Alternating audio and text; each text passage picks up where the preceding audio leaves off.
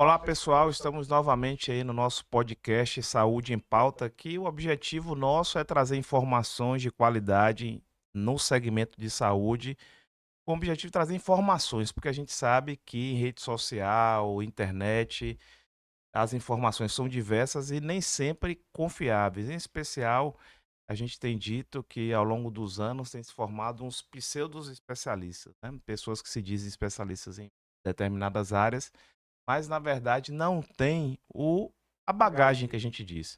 E quando a gente diz bagagem, a gente fala que a pessoa tem que ter pelo menos 10 anos trabalhando em alguma área específica, seja ela de formação. Então, nosso foco aqui é trazer especialistas, especialistas no assunto do que fala, com anos de experiência e pessoas já testadas na sociedade. São confia, são profissionais de saúde que já foram já testadas no mercado de trabalho, na sua assistência a pacientes, e a gente preza por isso, a boa assistência aos pacientes e às pessoas. E hoje eu queria agradecer a presença de minha colega doutora Gabriela. A gente vai transcorrer falando sobre feridas, tratamento de feridas, pé diabético, que é um assunto extremamente relevante. A gente sabe que nossa população tem uma prevalência grande de pessoas com problemas circulatórios, diabetes, e nossos índices de amputações, infelizmente, no Brasil tem sido uma tragédia. Eh, Doutora Gabriela, obrigado pela presença. Eu sempre costumo dizer que trazer um colega médico, um bom colega médico, é complicado, a agenda nem sempre é fácil, a gente tem família, tem que cuidar dos nossos pacientes e agradecer sua presença. E diga aí um pouco sobre quem é a doutora Gabriela, qual é a formação, o que é que você faz e, novamente, seja muito bem-vinda ao podcast Saúde em Pauta. Obrigado, Leandro. Bom te encontrar novamente nesse ambiente aqui, né, de informação. Eu sou Gabriela Kruszewski, minha formação inicial é cirurgiã, né, e depois eu fiz também terapia intensiva como especialidade. A gente se conheceu, acho, em ambas, né, se encontrava em hospital em ambas, tanto como cirurgia como na terapia intensiva. E há 10 anos eu abri uma clínica especializada no tratamento de pacientes com lesões de pele. Essa clínica, assim, caiu meio de paraquedas, né, mas eu acredito que é propósito mesmo de cuidado de paciente. E hoje eu vivo essa realidade de cuidar de pacientes que têm lesões de pele, tanto pacientes diabéticos como pacientes com problemas circulatórios, como você citou, úlceras, venosas, pacientes que se operaram e não cicatrizaram. Mas eu acho interessante esse foco no paciente diabético, porque ele é grave para qualquer, a gente pensa assim: "Não, ele é grave aqui no Brasil, que é um país, né, subdesenvolvido, a gente não tem acesso à saúde fácil", não. Ele é um problema mundial. A amputação, a questão dos hábitos de vida que estão envolvendo o paciente diabético hoje, é um problema mundial e que leva a um alto custo, né, não só para o paciente, como para o país, como para o governo e principalmente um alto custo mental, disfuncional, porque são pacientes, como você falou, a maioria está tendo uma incidência muito grande de quê? De amputação. E aí esse paciente, ele jovem, ele perde sua capacidade de trabalho, de produtividade, e aí enfim, né, transcorre. E nessa formação, uma das coisas que eu acho importante que eu fiz foi a os cuidados paliativos, porque ajuda muito essa visão, porque a gente pensa em cuidados paliativos, Leandro, justamente no paciente que está morrendo, né. Mas o cuidados paliativos a gente aprende que é lidar com o paciente que teve um diagnóstico de uma doença crônica e como é que ele vai, vivenciar, viver esse diagnóstico ao longo da sua vida e se cuidar. Essa questão, vamos começar primeiro por esse tema que você puxou, que é a questão do diabetes, né? A diabetes é uma doença extremamente prevalente no nosso ambiente, aliás, é no mundial. E interessante que, eu estou inserido no contexto de diabetes, eu tenho um filho com diabetes tipo 1 e é algo que eu imergi. Então eu tenho um conhecimento, estudo, tem muitas pessoas dedicadas ao conhecimento de divulgar, inclusive, conteúdo de qualidade de diabetes sobre para na rede social, né, para a população. E recentemente, uma dessas grandes divulgadoras de diabetes, ela tem diabetes tipo 1, se eu não me engano, desde 11 anos de idade, é uma amiga hoje minha, mora em São Paulo, e na adolescência ela teve um descontrole. Adolescente, a gente sabe que adolescente é rebelde, né, a gente fala que é uma rebeldia sem causa, e nesse descontrole ela teve algumas complicações. Hoje ela está com 50 anos, se eu não me engano, próximo de 50 anos, e ela teve dessas descompensações, ela teve inclusive um pé diabético, que ela trata, e por conta dessa equipe, desse trabalho maravilhoso que você faz, ela não chegou a amputar o pé, ela teve chegou, se eu não me engano, ela perdeu uma parte do pé, mas não ficou disfuncional, porque o pessoal, quando a gente fala disfuncional, é um médico, é um engenheiro, é um dentista, é um professor, que muitas vezes, por conta de uma ferida não tratada, ele vai perder um pé e ele vai ficar disfuncional. Ele vai perder sua capacidade, ele infelizmente, a gente sabe que acontece. E recentemente ela teve uma ferida que ela identificou muito rapidamente, e como ela mora em São Paulo, ela foi lá numa clínica, provavelmente como esse mesmo trabalho que eu quero até conhecer e divulgar para a gente, esse trabalho de cuidar de ferida, e eu fiquei assim maravilhado, porque eu estou acostumado, de uma maneira geral, ver público, a gente, né, na nossa carreira, a gente Uhum. viu pessoas evoluindo com feridas horríveis e amputar. Chegava no hospital, você na parte de cirurgia com certeza deve ter feito amputações. Quando eu era residente de clínica médica, você é residente de cirurgia no Ananere, a gente teve pacientes em comum com essa situação, e eu fiquei, assim, muito maravilhado com essa ferida dela, que evoluiu e ela tá bem. Ela começou com calo, ela ficou preocupada, foi nessa clínica. E me diga qual é a importância dessa sua atuação em feridas. Explique para o público, esse cuidado em especial, vamos falar inicialmente para o público diabetes. Então quero que você fale para o público que tem diabetes, o que é um ferimento do um pé diabético, e que isso não é o fim, não é uma tragédia para uma amputação como a gente tem visto ocorrer. Eu vou fazer de uma forma que eu explico aos meus pacientes, que eu acho bem didático, né. As pessoas geralmente olham para diabetes como uma doença do açúcar, elas focam no valor do açúcar. Então, quantos chegam para mim e falam: "Não, doutora, mas o meu diabetes está controlado. O meu açúcar, né, na cabeça dele está controlado". E a diabetes é uma doença inflamatória. Ou seja, você convive diariamente com um sistema que você não está conseguindo compensar essa inflamação. Então, você torna o seu corpo o quê? Um corpo inflamado cronicamente. E a manifestação da pele é tão característica, gente, a manifestação da pele em relação ao diabético, que é dita, Leandro, que a manifestação da pele pode ser um preditor, um marcador de que você tem diabetes. Ou seja, você vai ser avaliada, às vezes você nem tem um diagnóstico, mas você começou com prurido na pele, você tem aquela eh, manchas na pele, né, aquelas marcas nas dobras, que é a acantose nigricans, que você começa no diabetes tipo 2, "Poxa, minha pele tá escurecendo, tá ficando mais áspera nas minhas dobras". Então ela se torna um marcador para o médico falar: "Epa, você acha que você já tem o diabetes". E culminando com o pé diabético, que chama muita atenção, porque justamente leva essa questão, da maioria das vezes, para amputação. E aí é importante, que eu trago sempre na conscientização, se eu tenho uma doença inflamatória, ela está agindo aonde? Onde tem nervo e vaso. Então onde é que eu tenho nervo e vaso no meu corpo? No corpo inteiro. Então o diabético, ele é atingido da cabeça, eu falo, da cabeça aos pés. Só que, muitas vezes, acompanhados de tantos outros fatores, que quando ele tem um infarto, como é no seu caso, quando ele tem um diagnóstico de insuficiência cardíaca, o que acontece com esse paciente? Esse diabetes fica lá como um pezinho lá atrás. Porque ele não entende, e também nós médicos que temos esse papel, acho fundamental, de educar, de trazer para ele a realidade de quanto essa doença foi um fator que predispôs ele a isso.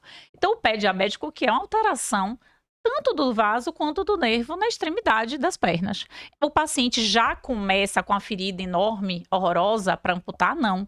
E é isso o nosso dever. O paciente, geralmente, ele começa se queixando que está mais dormente, que não está sentindo tanto. O paciente começa com a calosidade.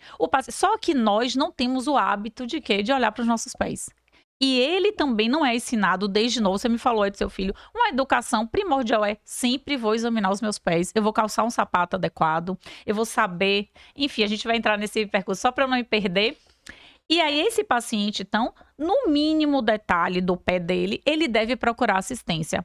Mas aí eu também não posso deixar de ter uma visão crítica sobre nós da área de saúde, que esse paciente às vezes até vai procurar.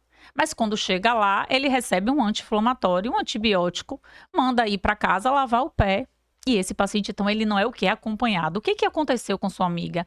Além da informação, do conhecimento, que é o que você está tentando trazer aqui, ela foi em busca e ela encontrou o lugar certo. E esse lugar certo, ele fez o quê? Ele acompanhou a evolução. Não falou para o paciente, vá para casa, tome esse... E esse paciente depois volta para quem dizer se está bem, se não está. Aí o que acontece? Como ele não sente ou ele não tem esse hábito, ele não é um profissional, ele toma antibiótico, ou toma anti-inflamatório e acha que está tudo ótimo. E aí, quando ele vai ver, drenando secreção, odor fétido, ele chega numa emergência, que geralmente eles vão procurar agora uma emergência, e aí já vai um outro gargalo da nossa saúde, o fim desse paciente geralmente é amputação. Porque o curativo, nós não somos preparados para pegar esse paciente, tratar e depois falar, vamos fazer um curativo para tentar resgatar esse membro. É, e essa questão da prevenção, vamos lá, prevenção do pé diabetes, né? A gente sabe que é a doença da circulação, é a doença do nervo, perde a capacidade, topa e etc e tal. Você acha que seria interessante que, de fato, isso assim é um fato. Infelizmente, o sistema de saúde, seja público, seja privado, pouca gente examina os pés. É raro, você no meio que a gente convive, às vezes os pacientes falam: "Doutor, poxa, você está examinando meu pé, mas ninguém examinou meu pé, ninguém avaliou, meu pé, não pelo fato de ter diabetes", e o próprio paciente não não tem isso. Essa semana mesmo que se passou, tem um paciente diabético, insulina e tal, estava com uma queixa e já tinha um início de uma ferida, falei: "Não, você vai procurar aqui tal, tal, tal, para começar a acompanhar".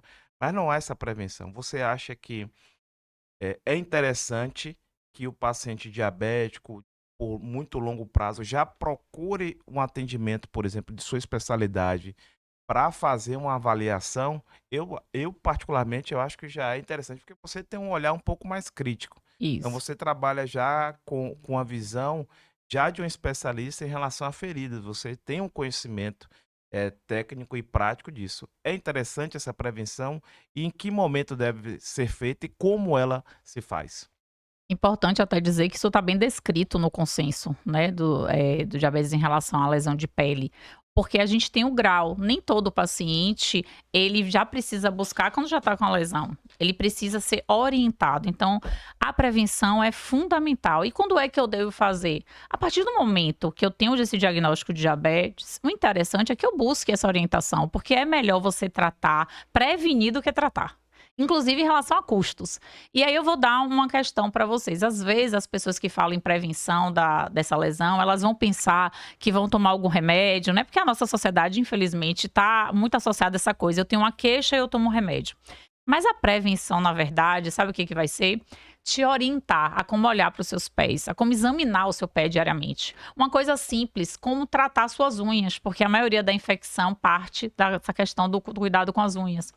E principalmente, fazer uma educação em relação aos hábitos de vida. E aí eu vou puxar a sardinha um pouco para a dermacura, porque eu vou te contar uma coisa que eu acho que vai ajudar outras pessoas também a entender por que que eu bato tanto. Inclusive, eu criei um movimento chamado Hábitos que Curam, porque, Leandro, quando eu comecei a cuidar de pacientes diabéticos com lesão no pé, eu falava assim: meu Deus, eu sou uma médica com 2 especialidades, eu tô aqui falando de curativo. As pessoas no mercado estão me vendendo um curativo que vai cicatrizar esse paciente, mas não é um curativo que cicatriza. Se eu tenho um pouco de estudo fisiológico, fisiopatológico, eu sei que quem cicatriza é o organismo. Então, assim, como é que eu posso estar acreditando que um material externo vai cicatrizar uma ferida? E aí eu comecei, a partir daí, estudar profundamente esses pacientes. E o que eu percebi é o seguinte: eu preciso trabalhar a ideia do paciente com ferida também, ou sem ferida, no processo preventivo, quais são os hábitos de vida dele. E aí a gente levanta, eu falo, gente, a gente tem no hábito da prevenção, no âmbito da prevenção, 3 coisas que é de graça, vamos dizer assim. Não é de graça porque alimento você paga. A alimentação, a hidratação e o sono são os 3 maiores reparadores, reconstrutores, que seja da pele ou de qualquer outro órgão que nós podemos ter. Então é nesse foco que eu levo o paciente. Então a gente construiu pilares de prevenção, mas de conscientização e acompanhamento, porque também é muito fácil eu virar para o paciente e falar: ó, você precisa mudar sua alimentação, você precisa beber mais água, você precisa fazer um exercício físico, você precisa dormir bem, e esse paciente me dá tchau e vai embora. Então, construir um hábito de vida, mudar os hábitos, não é uma questão só de dica, de orientação, de te entregar um papel. É uma questão de você entender primeiro quem é esse paciente, os hábitos que ele tem e principalmente conscientizá-lo. Então eu vou trazer um exemplo aqui que eu acho muito importante, né? Eu sempre cito essa historinha. Vamos dizer, Leandro, que eu e você a gente saiu para comprar uma televisão de R$ 10.000. Para você, eu sei que 10 mil é pouco. Nada. Mas chegamos lá e a gente é vizinho de porta. O entregador foi no mesmo dia entregar a nossa televisão. E na sua casa, a casa estava toda arrumada. Eu não digo uma casa chique, não, uma casa arrumada. E aí ele botou lá a televisão e foi na minha casa toda suja, toda desarrumada e botou. Poxa, é uma televisão, R$ 10.000. Bonita, só falta fazer café pra gente. Qual é a televisão? Onde foi que essa televisão ficou melhor? E aí todos respondem, eu acho que você também responderia, na casa limpa, na casa arrumada.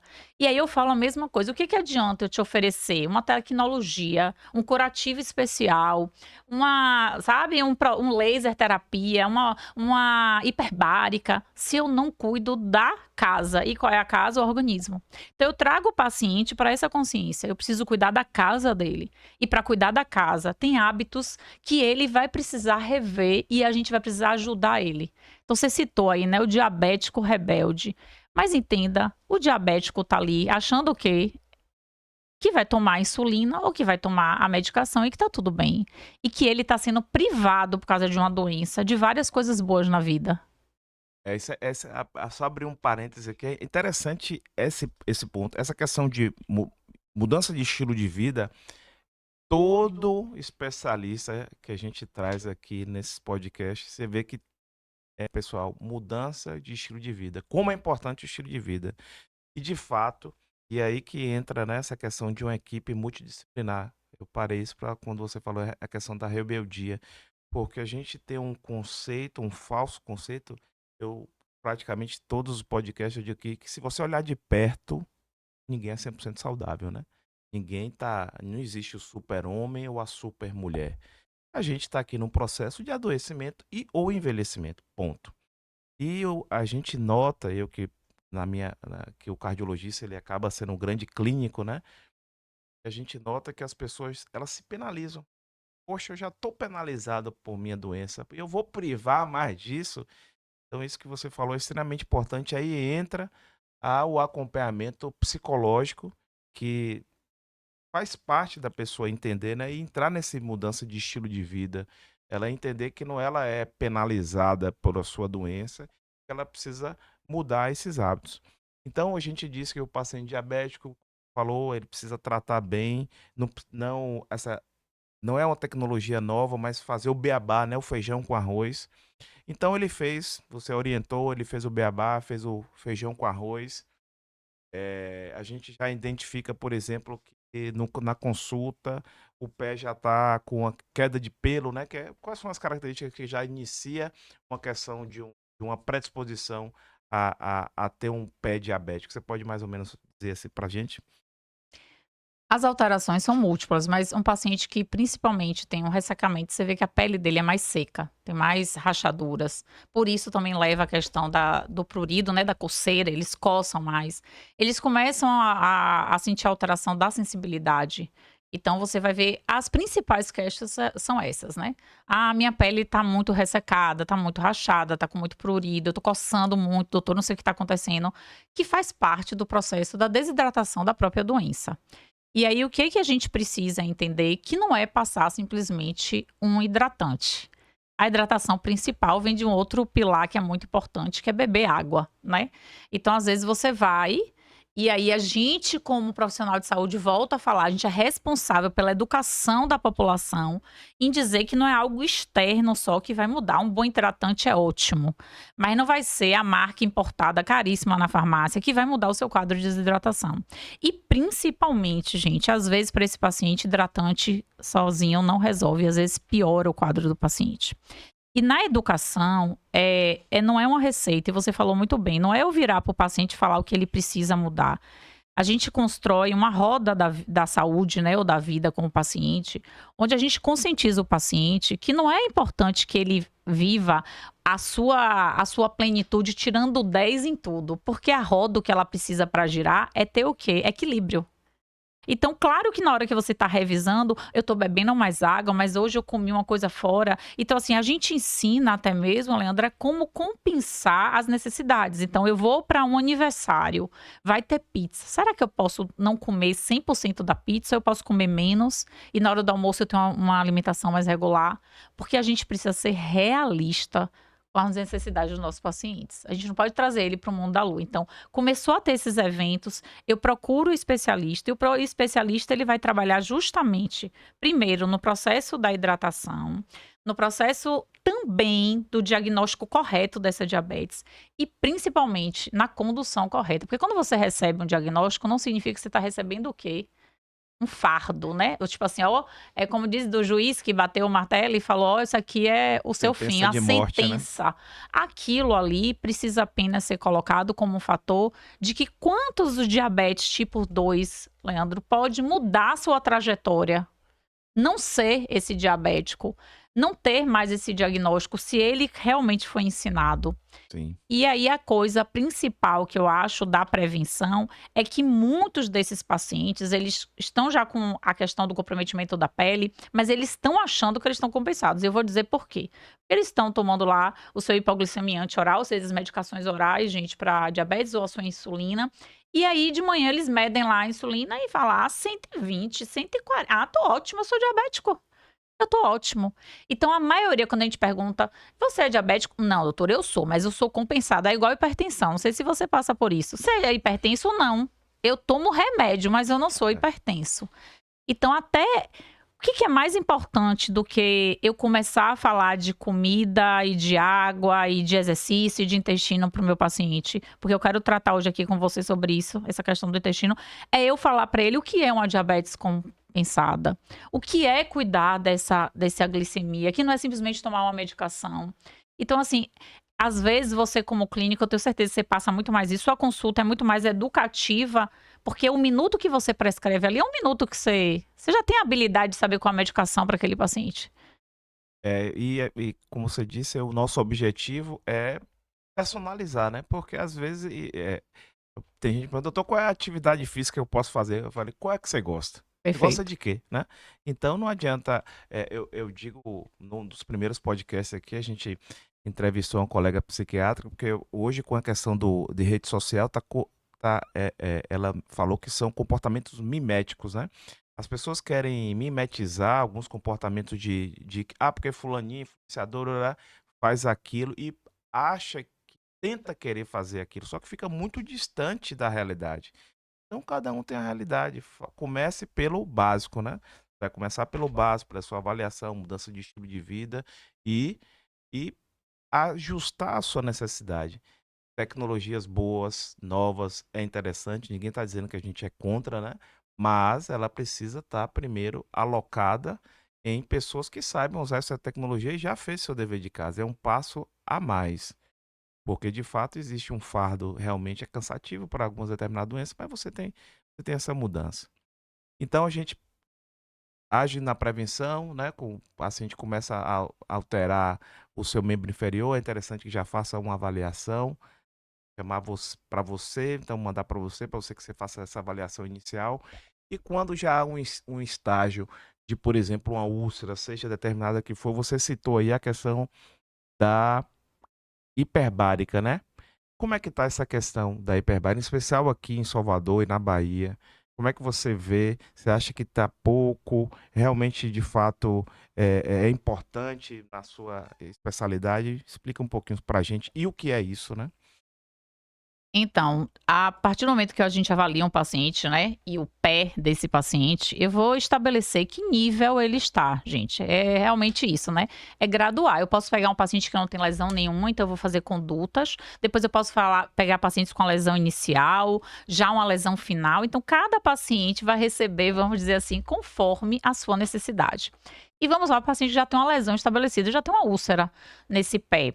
E o papel das terapias. Então, a gente vai partir para essa conscientização, que é o mais importante, tá? Eu sou essa defensora mesmo, de que é necessário a gente ter essa noção de que a terapia, o que eu boto na ferida, o que eu faço externamente, ela vai ajudar apenas a ferida.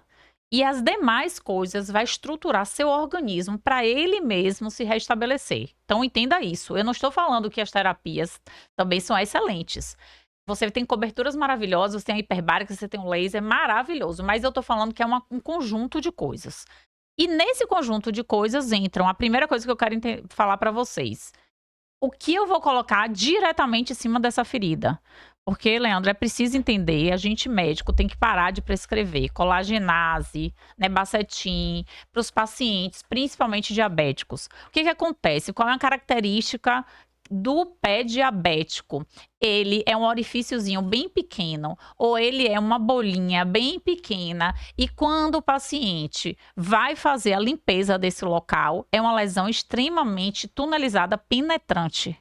Então veja por que o paciente não procurou logo o médico? Porque a gente tem tendência a julgar, meu Deus, olha que estado. Não, porque quando ele olhava, era um pontinho, era um orifício. Quando ele olhava, é uma bolinha. E todos vão falar a mesma história para você.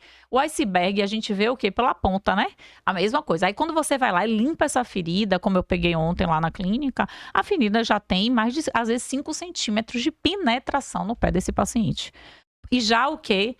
Infecção, porque a gente precisa entender que as manifestações da pele podem começar com infecção ou sem infecção. E o pé diabético é aquele que tem infecção. E aí, a partir daí, essas coberturas que a gente utiliza diretamente nesse pé, eles têm antibióticos nessa cobertura.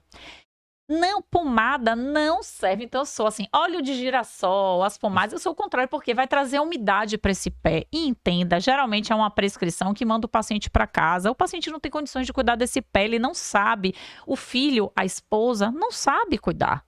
Então, a primeira coisa que a gente combate é isso. Então, esses curativos, eles vêm com essa característica de ter um antibiótico na sua estrutura, dentro da própria estrutura do curativo, onde quando ele absorve aquela secreção, ele mata a bactéria nele, tá bom? Então, não tem esse problema de risco de, vou estar usando antibiótico durante o curativo, mas isso é uma informação importante. Então, nada de pomada. E a outra coisa, vem as terapias que a gente chama as adjuvantes, né? Que vem junto com isso, que é o laser e a hiperbárica, que é o que eu posso falar mais. Tem também a ozonioterapia, mas eu não falo, não sei, porque médico a gente não tem esse treinamento. E o que é a estrutura tanto do laser como da hiperbárica? É a entrega, é fazer com que a gente tenha mais oxigênio nessa célula danificada. Qual é a diferença? A hiperbárica você faz lá, você entra em uma câmara com 100% ou ajustes de oxigênio, conforme a demanda, onde você vai inspirar esse oxigênio. E aí, quando você inspira, é como se você aumentasse, né, a quantidade de oxigênio no seu caminhãozinho, no seu sangue, que vai ser levado lá até aquele lugar que está deficiente. Então, para as pessoas que não entendem, é justamente isso. Eu vou aumentar minha quantidade de oxigênio dentro do meu sangue, e aí, quando ele for passando pelos lugares, ele vai chegar lá no pé e vai dizer, esse lugar está precisando mais. E aí, esse lugar vai absorver mais esse oxigênio, porque a gente sabe que o que a célula precisa é de nutriente e oxigênio. Então, a gente entrega. Qual é o laser? O que ele faz? Ele vai lá com uma luz físico-química, é uma transformação, eu entrego essa luz, essa célula danificada, ela absorve essa luz e por uma transformação física, ela faz com que a mitocôndria dela seja ativada e produza mais oxigênio. Então, a base das duas terapias é a oxigênio-terapia. E muda mesmo, né? Muda, é fantástico, assim, que você tem. Qual é a sua experiência assim, no dia a dia? Eu acho fantástico os dois. Eu tenho prática, assim, grande nas duas. Grande em hiperbárica, porque já trabalhei, inclusive, no centro. Já recebo muito paciente que vem de hiperbárica. E também com laser, porque pratico todos os dias nos pacientes. Mas eu vou te falar uma coisa que você não vai acreditar. Inclusive, o SUS dá acesso à hiperbárica, tá? E aí eu vou ser um pouquinho... Tem pacientes que chegam pra mim, tipo assim, doutora, eu já fiz 60 sessões de hiperbárica. Não sei como é que se você sabe como funciona, as pessoas de casa, todos os dias, né? E você vai passando, tirando foto. Doutora, eu já fiz 120. E muitos não têm resultado. Aí querem crucificar a hiperbárica. Não, eu não crucifico. É excelente. É igual você falar que a quimioterapia não deu certo. Sim. É excelente. O problema é que a hiperbárica sozinha não faz milagre. E aí o que aconteceu no nosso sistema de saúde? Como foram feitos pactuados hiperbárica. Então, o paciente passa óleo de girassol, usa colagenase e vai para hiperbárica. E aí, desculpe te falar, mas aí a gente começa a ver o sistema mais voltado para a questão financeira do que do cuidado, Sim. né? Porque aí é rentável e também eu não posso dizer que eu não estou dando o quê? Assistência. Você está fazendo um curativo, você está recebendo hiperbárica, que é uma tecnologia. Só que aí o paciente começa a pensar o quê? Ah, meu Deus, então sou eu. E aí, no final, você amputa. E aí, você pensa o quê? Então, o problema é a Sim, diabetes. sim. Não está sendo assistido como completo, como você falou, né? E, principalmente, né? A hiperbárica sozinha, ela veio como uma terapia adjuvante. Sim. Ela não veio como uma terapia isolada. Sim. Não é só ela que vai resolver o problema, né? Isso. Mas existe aqui em Salvador, tem quantos centros de hiperbárica? Aqui tinham mais centros, né? Tinha na Sagrada Família. Sim. Tinha ali do COT, em frente ao COT, que é o que mais atende, na verdade. Eu só E tinha conhecimento agora, desse do corte.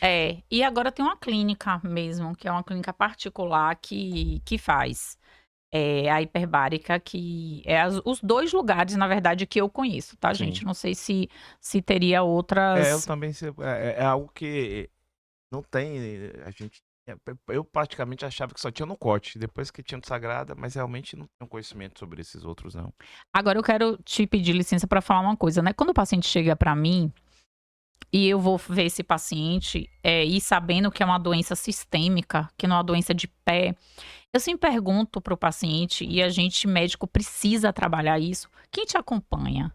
E precisamos ser parceiros. Por quê? Porque eu acho que o paciente ele tá cansado, Leandro, também dessa questão. Imagine, ele vai para mim, aí depois ele vai para você, aí depois ele vai para o endócrino, depois ele vai para e ninguém se comunica. Então, na verdade, eu digo que a gente é uma equipe multidisciplinar, mas a gente não é interdisciplinar. A gente não conversa sobre o paciente.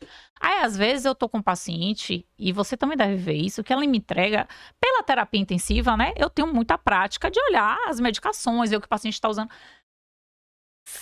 São 3 receitas e às vezes de 2 cardiologistas, onde um botou uma medicação, o outro trocou e o paciente não sabe. E Leandro, às vezes ele tá usando as 2 receitas. Não sei se você já vivenciou isso. Não, Ele tá isso usando as 2 receitas. Recentemente aconteceu de uma paciente minha, aí ela precisou ir para outro colega e fez não, ele foi para emergência, fizeram outra prescrição. Ela usou 2 beta-bloqueadores. Ela estava usando carvedilol e metoprolol. Porque nenhuma receita tava um no outro e ninguém explicou pra ela, ó, se você tomar esse, você não toma. Aí como ela viu que era diferente, ninguém explicou, ela tava tomando. Ela me mandou, ó, minha pressão tá baixando, tô passando mal. Aí eu falei, me manda o remédio, você tá tomando esse. Era a mesma classe. Isso aí acontece muito comum. E aqui é uma crítica que a gente faz hoje, a gente profissional médico, e infelizmente é raro e tá se tornando cada vez mais raro a gente conversar sobre o paciente, porque ele vai no especialista, vai em um, vai em outro, vai em outro. No final não tá ninguém vendo nada. Nada. Um Isso. vê uma coisa, o outro vê a outra, ele fica completamente perdido. Ninguém chega para ajustar o meio de campo. E vem uma questão que a gente sabe que tem as vaidades, etc. E, de fato, esse é um grande problema que a gente tem hoje. O paciente é visto por diversos especialistas e ninguém está vendo ele como um contexto. Esse é um problema que a gente precisa resolver. E você, se você está assistindo e é paciente, entenda. É necessário que seus médicos eles se conversem entre si, né? Se entendam. Claro que a gente pode até ter uma discordância de um medicamento, às vezes eu coloco, o endócrino acho que é outro. É normal médicos ter discordância, mas precisa a gente lutar e junto para a sua saúde e, e seu bem-estar. Gabriela, você falou, você disse que queria falar um pouco sobre essa questão do intestino, né? A ligação do intestino com a questão de feridas, o nosso bem-estar inflamatório. De fato, é o que a gente tem visto ultimamente, é a medicina estudar bastante essa questão do intestino a diversas funções do nosso corpo. Expliquei um pouquinho aí que você queria falar sobre isso. Esse é um assunto que toda vez que eu vou falar, eu chamo a atenção para o paciente seguinte. Como a gente tem muita informação hoje, a gente termina, né, indo para assim, parece que a gente está repetindo a mesma coisa. Então, eu não gosto nem mais de falar que intestino é o segundo cérebro. Eu gosto só de chamar de atenção, eu que fui da área de cirurgia, como é que a gente tratava o intestino, né? A gente retirava uma parte do intestino, a gente tinha conhecimento sobre aquela parte da absorção do alimento, mas a gente não tinha profundidade, apesar de, gente, que intestino já é visto há muitos anos, tá? Hoje ele ganhou, vamos dizer assim, o foco, a evidência. Só que a gente não tinha, a gente não era ensinado, Leandro, a olhar justamente isso. Qual é a função? Qual é a participação? Qual é o... Então, assim, hoje veio o intestino como uma questão fundamental no paciente que você trata a pele. Então, quando você fala de pele, de lesão, de risco de lesão, quando você está falando de resistência insulínica, quando você está falando de paciente diabético, quando está falando de dermatite, seja o que você esteja falando, quando você está falando de um paciente que tomou um remédio e não se deu bem com esse remédio, você está falando de intestino indiretamente. E aí, esse intestino vai impactar esse cuidado em toda a questão ao longo do tratamento do paciente. E aí, o que, que eu falo sobre intestino? Aí, eu, de novo, vou voltar. Eu posso falar N coisas para o paciente, eu posso colocar N coisas que pode melhorar o intestino. Mas vamos para a base. Qual o primeiro tratamento para você melhorar o seu intestino, que tem uma carga bacteriana enorme, onde bactérias ruins e boas convivem lá numa boa? E o que, que acontece? Um dia, pelo alimento errado, pelo estresse de vida que a gente tem, pelo ritmo de vida, pela falta de exercício físico, enfim, por N coisas, por um sono altamente desregulado, esse paciente começa a ter uma descompensação, e é isso que é uma desbiose, que está tão aí no nome. E aí, o que, que vai acontecer? Eu vou passar, esse meu intestino ele vai ficar friável, ou seja, aumentar, gente, a passagem para fora do intestino dessas bactérias e de fungos. E aí eu vou ter N repercussões na minha pele e no meu corpo. Só que para tratar o intestino, todo mundo hoje está nessa linha, né? Eu vou tomar prebiótico, vou tomar probiótico, vou fazer uso de glutamina, vou fazer... Não, vai para o básico primeiro. Quem não cuida do básico, aí eu comparo uma terra, um terreno, uma plantação. Não adianta você pegar sementes excelentes se você não trocar a terra, não colocar, irrigar essa terra, não ter uma boa pessoa lá para escavar e para plantar e que conhece. Então, quando eu lido com o intestino, tem lá um dos tópicos nossos, para os pacientes nossos de tratamento, a gente começa a conscientizar esse paciente de que esse intestino ele é importante, porque ele vai mudar, inclusive, o humor. Aí eu quero te chamar a atenção para uma coisa, para você que está escutando. Quantos pacientes hoje vivem tomando antidepressivos e tem um ritmo intestinal irregular, não vai para o banheiro? E outra coisa, fazer cocô todo dia, gente, numa linguagem bem assim para vocês entenderem, não significa que seu intestino funciona bem. Então, assim, esse paciente poderia também estar sendo visto desse outro ângulo, que é isso que eu acho que a visão multidisciplinar, mas também interdisciplinar, ou seja, que se pode trazer. E aí eu vou falar de outro assunto ligando com o intestino, que eu falei agora dos probióticos, dos prebióticos. Tudo isso, gente, eu acho que tem o seu espaço. Mas eu chamo isso da cereja do bolo. Isso é o a mais. Isso é o que pode fazer aquele coisa boa, aquela coisa que vai trazer, que o paciente vai falar, poxa, doutora, realmente eu tô melhor. Mas não adianta. E aí você sabe muito bem que aí tá na onda dos suplementos. Eu encher o paciente de suplemento, eu encher. E aí o que, que vai acontecer? Eu só entro no viés do que é ruim. Porque aí esse paciente começa a ir para emergência, aí um hepato começa a ver, um infecto começa a ver, um cardio começa a ver, um nefrologista, aí começa a condenar algo que às vezes não é o próprio suplemento, é como ele foi usado. Então, você que está aí assistindo a gente, esse corpo, ele é interligado. Não adianta eu falar intestino, não falar de coração também. Não adianta eu falar de diabetes e não falar para o meu paciente, Leandro, que se eu falo para ele, se você tem diabetes, se você inflama da ponta do cabelo até a ponta do pé, o que, que vai acontecer? Você pode ter o quê? Um infarto. Você pode estar com insuficiência coronária ou cardíaca. Você pode ter um AVC. Você pode ter um comprometimento renal. Então, assim, esse paciente, ele começa a ter que ter noção do que é essa doença no corpo dele. E aí, olha como é importante eu falar para ele, vá para um cardio, vá para um vascular, vá para um dermato, porque eu não sou dermatologista, tá, gente? E aí, eu vou também chamar a atenção para vocês uma coisa, mas você não, o paciente fala, doutora, você não é dermatologista? Não, não sou dermatologista. E hoje, o que eu vivo é muitos pacientes me procurando após terem ido a 5 vasculares, 10 dermatologistas. Por quê? Porque hoje também a gente está muito focado, algumas especialidades, na questão estética e está tudo bem. É. Então as pessoas hoje não vão parar para ficar olhando ferida. Não vão parar para ficar, Leandro, limpando ferida 3 vezes na semana, avaliando para recuperar esse membro. Então, esse paciente, olha como é que ele vem. Ele vem assim, doutora, eu já fui em 10 médicos e ninguém deu certo. Então, como é que ele compra a ideia mental dele? Eu tenho uma ferida e o problema é a diabetes. E a amputação é o que vai acontecer. Não adianta, é só esperar. Então, ele já fez de tudo. É o que eu falo na hora da conscientização da rede social. A sensação do paciente que chega para mim não é de um paciente virgem no sentido de tratamento. Ele já procurou N médicos. Só que quando ele vem para mim, ele já vem o quê? Tipo, ó, doutora, eu acho que não vai dar certo mesmo, não. A ferida não vai cicatrizar, é amputação, porque eu tenho diabetes. Aí no final ele termina com essa. E hoje o nosso papel é falar assim: não, você precisa se conscientizar da sua doença, de claro, de todas as coisas que podem acontecer com ela, mas que você tem um poder, como sujeito da sua saúde, de transformar isso.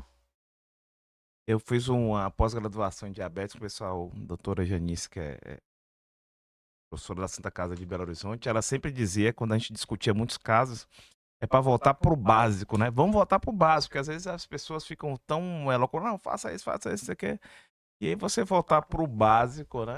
Os conceitos básicos do que é a fisiopatologia, a forma que o medicamento é entregue, etc e tal, como é que tá a vida da pessoa, às vezes questões simples, várias questões simples, por exemplo, em criança que diabetes tipo 1, e aí tinha um controle glicêmico, de repente o controle glicêmico não tá baixo, aí vai pesquisar a fundo, foi uma separação dos pais, aí a mãe já era mais cuidadosa, o pai já não tinha mais aquela, não cuidava de. Então, sim, são coisas que é extra, né, que a gente precisa entender, não é só uma consulta, não é só a prescrição, é como está sendo entregue essa prescrição, como é a qualidade de vida, é o básico, é o beabá. Se o feijão com arroz ele não é bem feito, não vai ter terapia mágica que vai dar certo. Aí volta para a grande vedete agora do momento, que eu sempre digo, que são as canetas, né? As canetas são medicamentos que inicialmente foram para o diabetes, inclusive estudos mostrando redução de pré-diabetes, enfim, feridas, etc e tal. Mas as pessoas querem algo milagroso, uma tecnologia nova, foi aquela a questão que você falou da televisão. Querem uma televisão de R$ 10.000 em uma casa que tá bagunçada. E vem com aquela expectativa muito grande, eu vou usar, igual eu vou usar o Ozempic, agora infelizmente as pessoas estão traficando Monjaro, que é um negócio assim muito esquisito, inclusive com aval de clínicas e colegas médicos, essa é a verdade, infelizmente. E aí vem com aquela toda expectativa positiva em tecnologia e não dá certo. Você falou, né? Não dá. Porque precisa fazer o que é o básico, precisa se orientar do básico, precisa tratar tudo, né? É um conceito mais amplo, como E você disse. principalmente, né, um dia eu fiz um vídeo falando do Ozempic, eu falei: "Meu Deus, que engraçado". Até vi um médico falando nisso, né, a gente começou a usar os medicamentos pelos efeitos secundários, e não pelo que ele foi projetado. Então hoje você não vê o diabético tomando Ozempic, você vê as mulheres que querem emagrecer. E ele não foi projetado para isto. A questão é que o diabetes tipo 2, principalmente, vem como uma síndrome metabólica, junto com a obesidade, com a hipertensão, que você sabe muito bem disso, com a dislipidemia. E esse paciente, então, precisa muitas vezes de ajuda. E esse medicação, ótimo, controlando e ajudando ele. Mas no final ele tornou um medicamento estético. Ético. E aí você tá dentro de uma questão, eu acho engraçado que às vezes você vai no médico pensando que você vai mudar uma medicação para uma melhor, e às vezes você tá tomando a medicação na hora errada. Eu já peguei vários pacientes tomando alguns hipoglicemiantes orais em horários errados. Então, assim, às vezes você ajusta isso. E uma outra coisa que eu também gosto de falar é que muitos pacientes perguntam assim: doutora, a senhora vai me prescrever um antihipertensivo? A senhora vai me prescrever um hipoglicemiante com insulina? Eu falei: eu vou, porque antes de qualquer coisa eu sou médica. Eu não vou conseguir fazer, Leandro, o seu papel como cardiologista, que é usar, assim, por exemplo, às vezes eu posso pensar em 3 drogas e você com uma você consegue, porque isso é o seu raciocínio de cardio, o seu aprendizado. Mas eu não posso pegar o meu paciente, deixar ele com a pressão de 17/10, 20/10, até que ele procure um cardio, que ele vá para você, que ele vá, faça todos os exames e você, até isso ele já está na emergência Sem com a dúvida. crise hipertensiva. Então, antes de tudo, somos médicos. E eu trago também uma coisa que eu acho que a gente perdeu ao longo do tempo, que é a ética.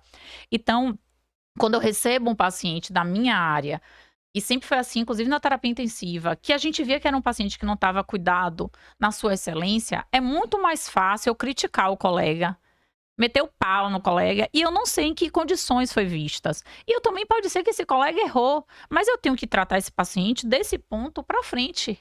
Então, o que que eu faço? Às vezes eu pego o paciente e falo: olha, quantos colegas eu indico assim? Eu falo: eu gostaria que você fosse nesse paciente, nesse médico aqui, mas você pode escolher o seu. Mas é porque eu acho que ele vai ter uma visão sua parecida com a minha. E não que esse seu que você traz é errado. Porque a gente também precisa combater isso dentro. Nós médicos perdemos força ao longo da nossa história, porque justamente, talvez por ego, por não querer expor as nossas debilidades, que a gente começa a criticar o outro, em vez de se ajudar e eu te ligar. Eu vou contar um caso aqui de um paciente diabético que eu passei, que eu acho importante. Eu cheguei aqui um dia, eu cheguei na clínica um dia e o paciente pediu uma consulta com emergência, ela entrou no horário que a gente tinha lá de emergência, e quando ela chegou, a história da paciente é que ela estava internada no hospital público, pediu alta, teve alta, um pé diabético. E por quê? Porque ela entrou no hospital e ela não foi vista pelo cirurgião vascular e ela tinha uma indicação de amputação. Isso é a história da paciente, tá? Porque também é aquela coisa, tem a história dela, a história. Tudo bem, tá lá a história no prontuário. E aí eu falo, tudo bem, ela, doutora, e aí eu pedi alta porque eu não estava comendo aquele hospital, enfim, várias críticas. Fomos pro exame físico. Chegou no exame físico, Leandro, ela veio com o dedo necrosado e pendurado. Sabe quando já tá tão necrosado que tá só já desgrudando? E aí eu comecei a falar para ela, eu vou fazer um curativo aqui em você higiênico. Então peguei essa parte, realmente retirei e encaminhei ela imediatamente com o relatório para uma UPA, porque ela não pode voltar diretamente, né, para o hospital, ela vai primeiro para uma UPA. Recebo, uma semana depois, uma ligação da assistente do hospital social, que o médico pediu para ligar para mim, para saber, como ela tinha um contato, né? Eu sempre, meus pacientes têm um contato da clínica, o que tinha acontecido. E aí eu fiquei pensando, aí eu expliquei para ela tudo, eu falei, olha, dê o meu contato pro colega, peça para ele me ligar. Porque às vezes, imagine, ela, doutora, eu também não entendi porque ele me pediu para te ligar, se ele diretamente podia, né? São colegas. Gente, essa paciente, na verdade, N coisas podem acontecer nessa história de um paciente diabético. Ele pode ele mesmo se largar no caminho, ele não querer, ele tá resistente ao tratamento. Ele pode realmente ter tido uma assistência ruim. Ele pode falar uma coisa e ser outra, como nós médicos também. O importante é que a gente busque uma linguagem comum para ajudá-lo. E às vezes, essas intermediações, às vezes falar só, manda ver, porque o paciente foi tratado errado, isso é o que condena o paciente. Ele vai ser condenado ali. A gente tem um hábito como a gente tem o grupo de discussão dessa pós que eu fiz em diabetes, a gente tinha um hábito de discutir disciplinar e fazer justamente a gente precisa ter esse hábito de fazer cartas. Se você acha que aquele tratamento não está adequado, faça uma carta, prezado colega e etc, etc tal, aí você não precisa necessariamente deixar uma carta aberta, pode lacrar, ou entrega aqui para o cardiologista, para o endócrino, etc tal, minha avaliação inicial é mais ou menos essa daí, a gente precisa se conversar e de fato não se conversa. Não tem um hábito de conversar, precisa você direcionar, né. Por exemplo, tem algumas condições que é cardiológicas, reumatológicas, a gente precisa que o colega oftalmologista faça exame de fenda, né, que nem todo mundo faz, mas você precisa descrever: "Ó, preciso que faça avaliação de fenda, porque a gente quer avaliar o VIT, tal, que o paciente". E a gente precisa conversar, e aí fica perdido e é uma situação que, quando um colega, eu passei por uma situação positiva, e são várias as negativas, mas deixa eu falar só uma positiva. E em uma UPA, o colega ligou para mim, e eu fiquei assim feliz: "Olha, tô com uma paciente aqui que você viu, não sei o que, não sei o que lá". Qual é a situação? É uma paciente gravíssima, infelizmente hoje a gente chegou para mim com estenose mitral, assim, fugindo um pouco do tema, cirúrgica, e eu falei: "Ó, você cirurgia de urgentíssimo", mas a gente sabe que o sistema único daqui é bastante complexo. Ele falou: "Eu tô com uma paciente assim, assim, assado, com edema agudo de pulmão". Eu falei: "Olha, paciente grave, regula, porque não tem o que você fazer aí. Ela precisa de cirurgia de urgência". Infelizmente, essa paciente faleceu. Mas, assim, um cuidado, o zelo desse colega, né, de ligar para discutir, ele acabou, assim, surgindo uma situação de que sempre, às vezes, ele liga para até conversar sobre o que tirar dúvida. Então é isso que a gente precisa fazer, precisa ligar para a doutora Gabriela, aqui nós tem um paciente, vou te encaminhar, eu acho isso, qual é a sua opinião? E a gente discutir o que é o melhor para o paciente, não é isso? E aí eu queria, no diabetes, lembrar de uma coisa que eu não posso deixar de falar, porque aqui, como é conhecimento e informação, é sobre o sapato. O básico, né, o sapato. Porque a gente está falando de, né, de medicação, eu gosto de olhar também para a questão de Sandália, conscientizar o sapato. sapato adequado para o diabético. Porque, gente, eu vou falar de uma coisa simples, tá? A ida à praia para o diabético, ele tem que usar não adianta usar a havaiana, né, um chinelinho, porque a areia quente eles não sentem.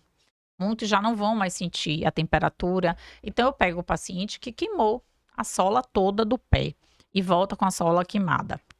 Então, às vezes a prevenção está em coisas simples, nesses cuidados, mas não vai acontecer, não. A questão não é que vai ou não acontecer, é como eu não deixo que aquilo aconteça. E o sapato do paciente diabético, ele tem que ser um sapato que é o contrário do que as pessoas falam. A sola tem que ser mais alta e rígida, não é salto, tá, gente? Aquela sola única, né? Uma plataforma mais alta. Por quê? Porque a gente pensa até nisso, você caminhando e as topadas que você pode tomar. Então, essa sola mais alta, Leandro, e mais dura, protege. Então, não vai direto no dedo. Não é comprar sapato que é todo acolchoado por dentro. Aí você me fala, Gabriela, você é especialista em sapato? Não, eu tive que aprender isso, porque eu entendo que a gente, como médico, a gente tem uma palavra valiosa perante o nosso paciente. Então, não adianta a gente estar orientando, conduzindo o paciente para algo que a gente não sabe, porque a gente não vai passar valor.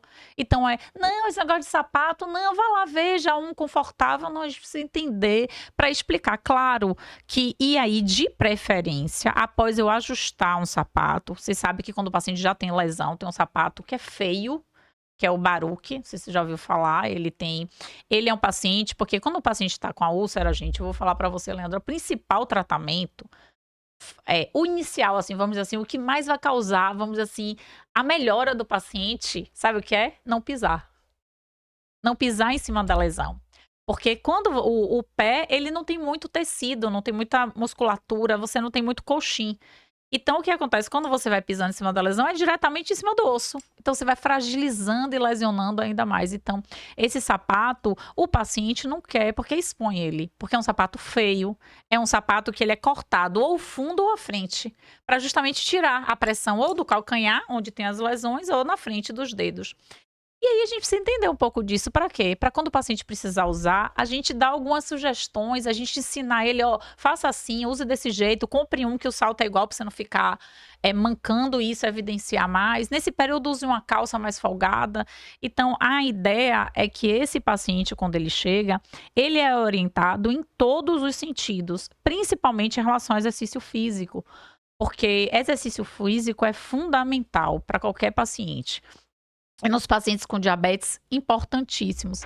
E quando ele vem com a lesão, a gente precisa meio que negociar isso. Se ele vai ficar mais tempo, um pouco mais parado por causa da lesão e qual o momento exato de começar a retomar. Aqui você tinha me pedido para trazer um caso que me chamou muita atenção e que eu vou trazer esse caso de um desfecho positivo em relação à ferida, porque foi uma paciente que não queria amputar. São todos que eu consigo não amputar? Não, gente, não tem milagre, tá? É ciência. É o que eu digo para os pacientes. É só muita dedicação e a questão também do envolvimento do paciente no processo. E ela realmente não amputou. Só que depois que você tem uma lesão no pé diabético, a gente tem que falar das malformações, porque a maioria comete o osso e vai ter malformações. E o paciente às vezes já vem, não tem a úlcera, mas já tem a malformação que é provocada pela doença que afeta esses ossos. E esse pé desse paciente, se vocês tiverem a curiosidade, ele vai ficar com alterações mesmos, né? Inclusive ossos mais pontudos, vai aumentar o tamanho do pé, vai ficar mais largo. E aí o que acontece? Essa paciente não queria amputar de jeito nenhum.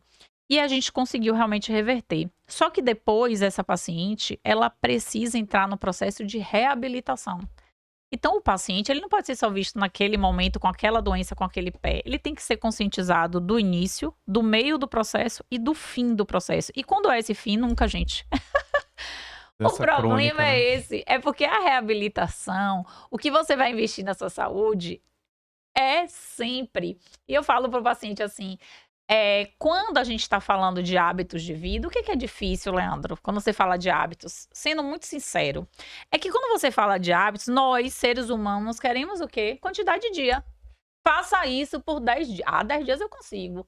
Só que a gente não quer pensar isso a longo prazo, porque a longo prazo traz dor, traz sacrifício, está dizendo, meu Deus, eu vou perder.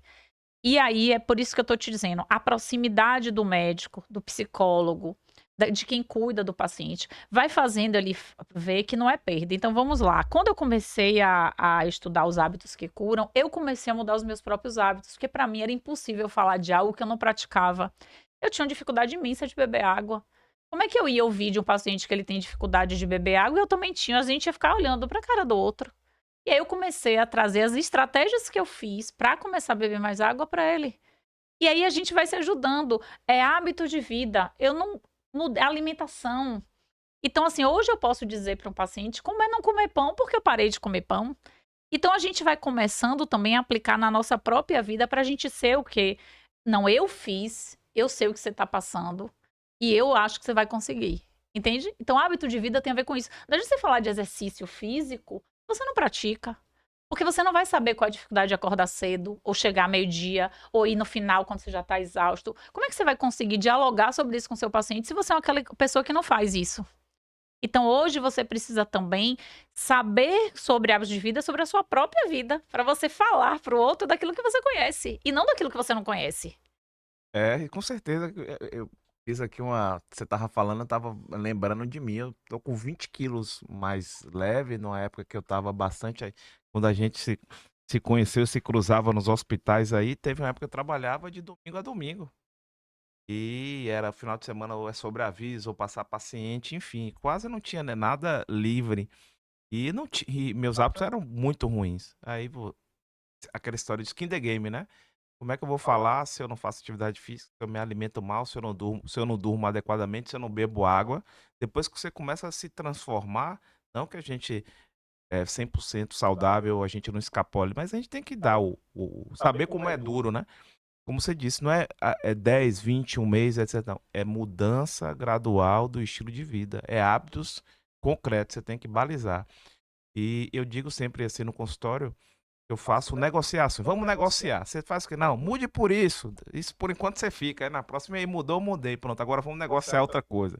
Tire o refrigerante, a Coca-Cola normal para 1 a 0, aí depois passa para uma água de gás, porque não é com gás, então não adianta você ficar pedindo que a pessoa e uma das grandes queixas: "Ah, doutor, eu não vou mais no nutricionista, porque passa uma alimentação, eu não vou fazer aquilo", alimentação de fome. Ontem mesmo eu atendi um jovem, um adolescente que estava com sobrepeso, tem uma alteração, já pressão, síndrome metabólica, né, um jovem.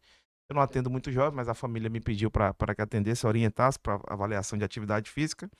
E aí ele estava sem um beabá, e é um problema, viu, pessoal, aí agora fazer uma observação, seja diabético ou não, nós temos um problema sério hoje dos jovens, porque não estão dormindo, não estão bebendo água, ficam até mais tarde em jogo, internet. Esse mesmo adolescente que está com síndrome metabólica, ele está com já insulina alta, está iniciando uma desglicemia, dislipidemia e hipertensão, e já está com gordura no fígado, 16 anos.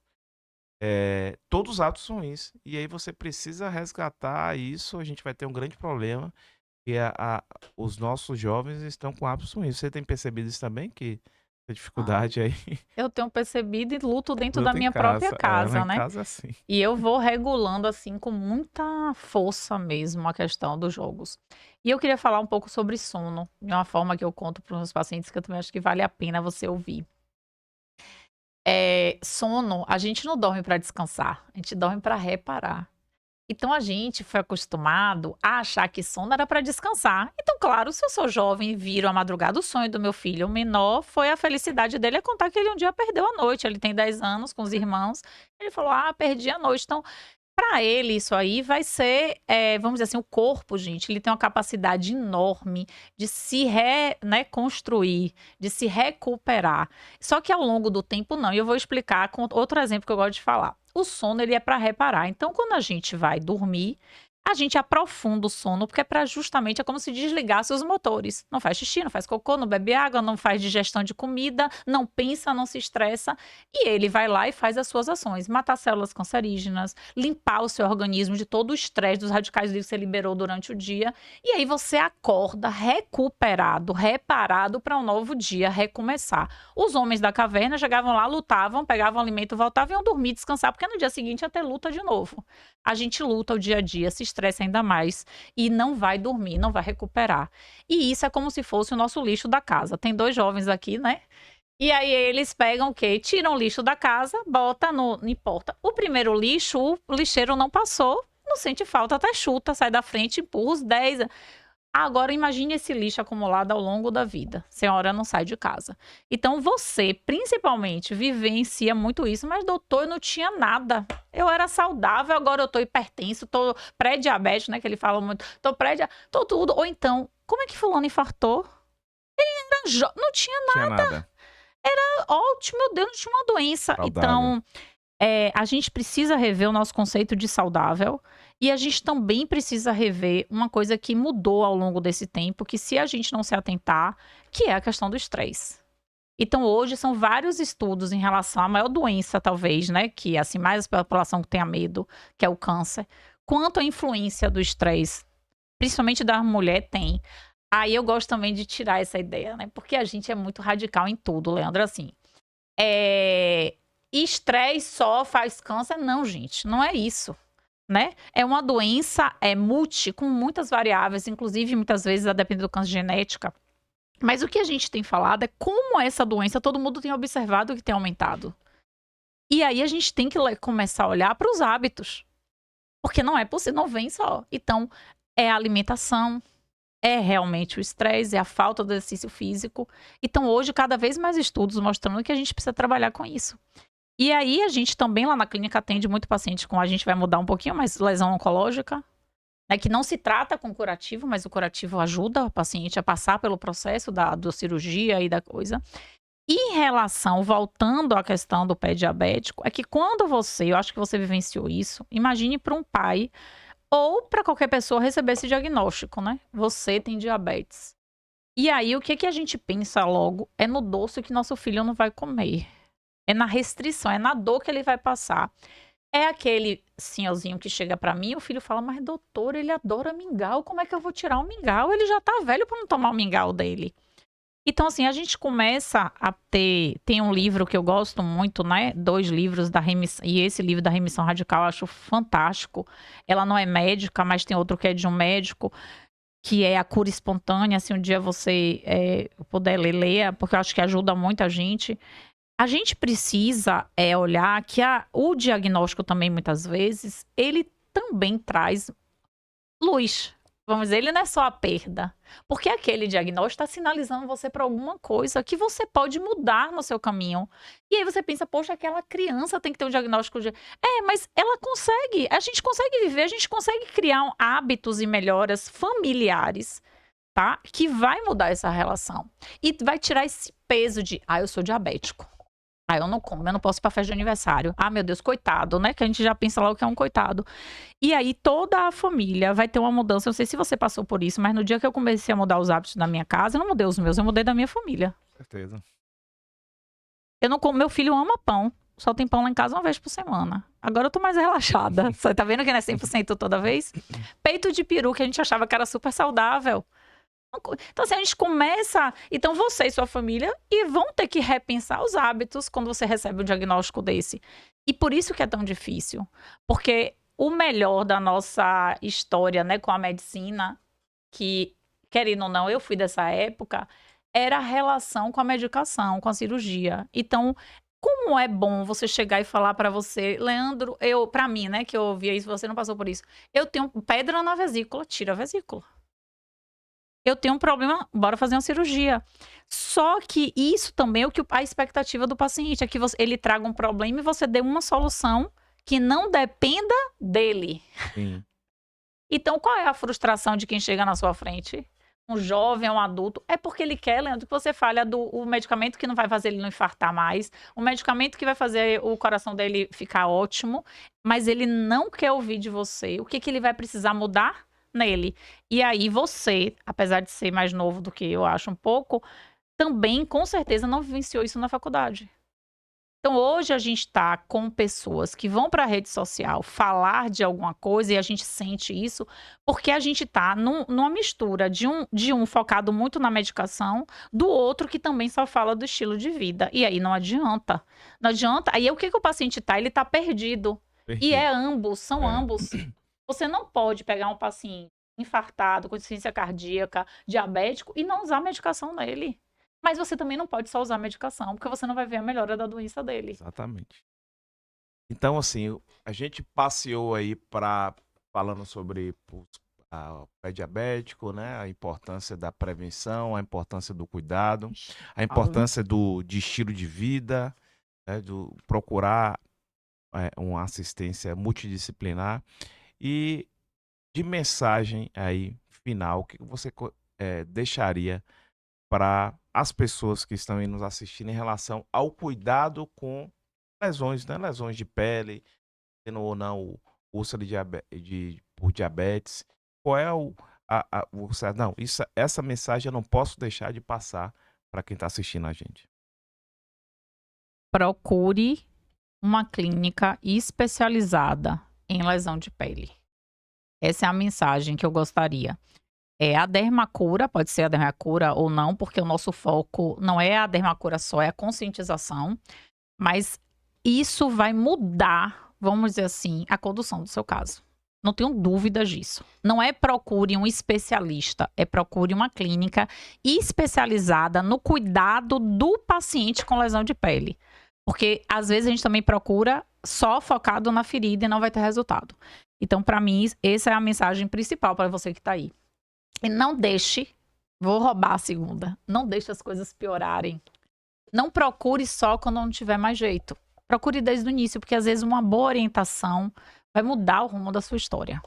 E onde a gente acha a doutora Gabriela? Em rede social e consultório? Diga, pode ficar à vontade aí.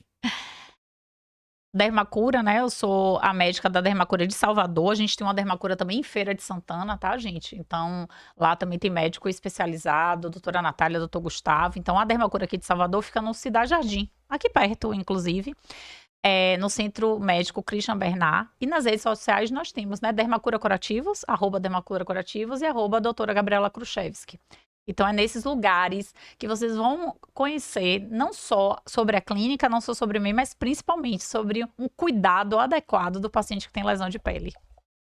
Doutora Gabriela, muito obrigado por estar aqui com o podcast Saúde em Pauta. A gente vai deixar só um aberto para você voltar outras vezes para a gente conversar sobre outras lesões e sempre estar atualizando, porque a gente é uma doença crônica, uma doença que não tem cura e a gente precisa conversar sempre sobre esse tema que é extremamente prevalente na nossa sociedade.